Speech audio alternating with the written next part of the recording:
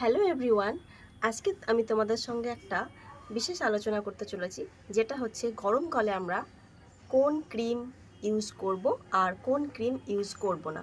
সেটা আমাদের সবারই মাথায় কিন্তু আসে, কিন্তু আমরা ঠিকঠাক জানি না, তাই দোকানে গিয়ে আমরা কনফিউশন হয়ে যাই যে কোন ক্রিমটা আমাদের মাখা উচিত আর কোন ক্রিমটা মাখা উচিত নয়। গরমকালে অবশ্যই আমরা জেল বেস আর ওয়াটার বেস ক্রিম মাখবো, সেটা আমাদের স্কিনের মধ্যে ঘামটাকে আনতে দেয় না। ওয়াটার বেস ক্রিম আর জেল বেস ক্রিম গ্রীষ্মকালে মাখা অবশ্যই দরকার। কোনো সময়ই অয়েলি ক্রিম মাখবো না।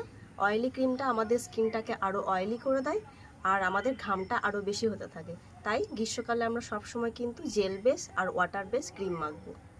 আর এটা যদি আপনাদের বুঝতে অসুবিধা হয়, আমি ভিডিওর মাধ্যমে আপনাদেরকে দেখিয়ে দেবো যে কোনটা জেল বেস, কোনটা ওয়াটার বেস আর কোনটা ক্রিম বেস। এখানে আমি 4 ধরনের ময়শ্চারাইজার নিয়েছি। তো দুটো আছে একই স্পঞ্জের, আর একটা আছে ডট অ্যান্ড কের ময়শ্চারাইজার, এটা ডট অ্যান্ড কের, আর একটা আছে বায়োটিকের।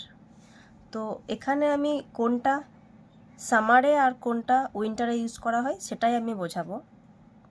অনেক ক্ষেত্রে আমরা ময়শ্চারাইজার মেখে নিই, কিন্তু ময়শ্চারাইজারের যে কী কাজ, কোন ময়শ্চারাইজারটা কখন আমার ঘাম হবে, কোন ময়শ্চারাইজারটা কখন আমার ঘাম হবে না, সেটা আমরা কিন্তু বুঝতে পারি না, বা অনেকেই না বুঝেই মেখে ফেলো। তাদের জন্যই বলছি। যেমন এখানে লেখা আছে gel base, gel sponge superlight gel. এখানে স্পঞ্জ সুপারলাইট জেল আছে। তো এটা আমরা গ্রীষ্মকালে ইউজ করব। আর এটাতে লেখা আছে স্পঞ্জ ময়শ্চারাইজার। তো এটা আমরা শীতকালে ইউজ করব। অনেকে গ্রীষ্মকালে যারা এসির মধ্যে থাকো তারা এটা রাতে ইউজ করতে পারো, যেহেতু এসির মধ্যে থাকো স্কিন ড্রাই হয়ে যায়, সেক্ষেত্রে ক্রিম বেসটা ইউজ করা দরকার।